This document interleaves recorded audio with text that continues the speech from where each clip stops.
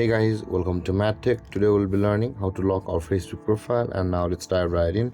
Now to lock Facebook profile, first open up your Facebook app, and from over here guys, in order to proceed, at the top left corner of your screen you can see your profile picture icon on a small circle just below the home icon.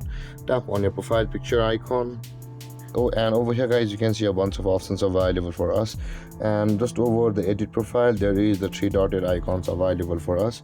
Tap on that three dotted icon, and over here guys, on this list of options we can view the log profile option available for us just above the activity log.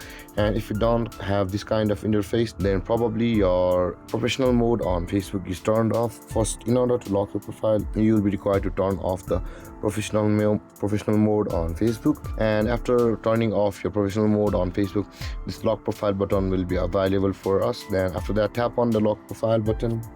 And before we proceed guys, do make sure to like and subscribe to my channel, because 99% of the viewers don't like and subscribe.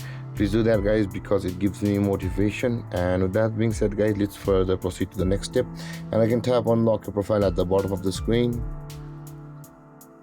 and there guys, your profile is locked on Facebook.